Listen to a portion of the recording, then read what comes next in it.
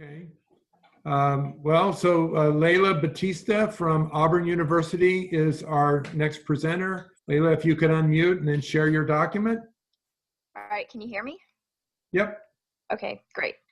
Okay, so I'm in the public policy group, and it's me, Shahan, and then John and Alex Four, and then our facilitators are Denny and Zivia. So far, what we've had 2 webinars so far, and we've decided to focus in on the renewable fuel standard. So the first thing I'm going to show you is our working schedule. Our working schedule is here we go, working schedule. Here we go. Our working schedule, we are right on track. We just did our task delegation, which was due by the 15th. We had that ahead of schedule, actually. And then by January 19th, we're going to try and have our first project iteration finished, and then have another webinar to discuss that. And then we just did our task delegation, and this is our task delegation. We broke up the tasks to so that different people would get to focus on different aspects of RFS. So we're looking into the general point of RFS. What is it doing? What are the benefits? What are the issues with it? What are the economic implications? And then also along with it, Farm Bill is very closely tied to it. So we're looking into Farm Bill as well. And then also the agricultural impacts of RFS. And say again what RFS is. The Renewable Fuel Standard. So, this is from our first webinar. We had the opportunity to talk with Eric McAfee from AMETIS. And we talked to him about the renewable fuel standard, the biofuel sector. And then we kind of went through like an overview of the benefits of it, why is it good, what are some of the problems with it, who are the critics of it. So that was our first webinar. We just did another one with a project update that we did this past week. And we put together this graphic. The graphic kind of shows the 4 areas of the renewable fuel standard. The whole idea of the renewable fuel standard is to lower greenhouse gas emissions, increase biofuel use, increase our energy independence, and then increase corporate responsibility. So on the graphic, it shows the 4 focus areas for the renewable fuel standard. And then at the corner, it kind of goes into a little bit more detail about how the policy is trying to accomplish this goal. And then we did kind of a brief, what is RFS, why was it created, and then who monitors it page here.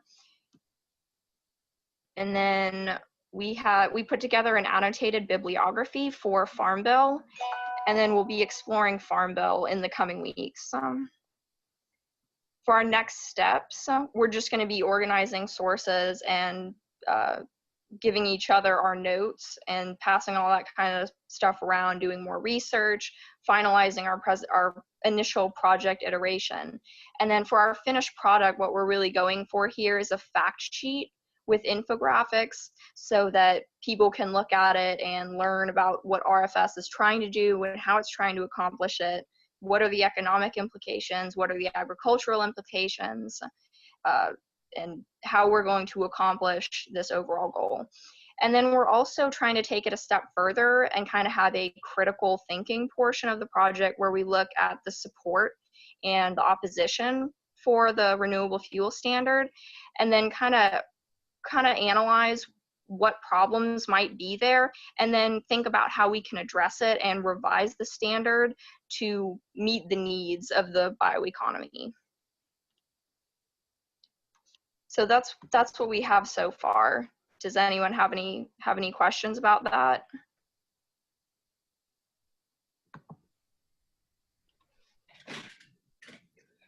I will add that this team has been invited to present at the ABLC conference in Washington, D.C. on their work with the renewable fuel standard. So we're proud of them for getting that invitation, and look forward to seeing their progress as they get ready for that output. Layla, this is Melinda. I like where you guys are headed, and I really have been impressed with the work that you all are doing on this project. I guess my biggest question for you would be, are there any challenges you're coming up against or anything that we can do to help you guys over any hurdles? Honestly, I think we're doing pretty well. I mean, obviously being in different places is a challenge, but everyone's been really good about keeping up with their tasks and delivering on how we separated everything, and sending references, sending our notes, putting everything together. Been really good about scheduling webinars, keeping up with cable. I think the group's been running really well. Trying to think of some other challenges that we may have come across. One of the things that I think is interesting about your group is that the renewable fuel standard is an EPA policy. Mm-hmm. And you're looking at how USDA gets involved in an EPA legislation with regard to biofuels, which is going to be interesting to see what you uncover there.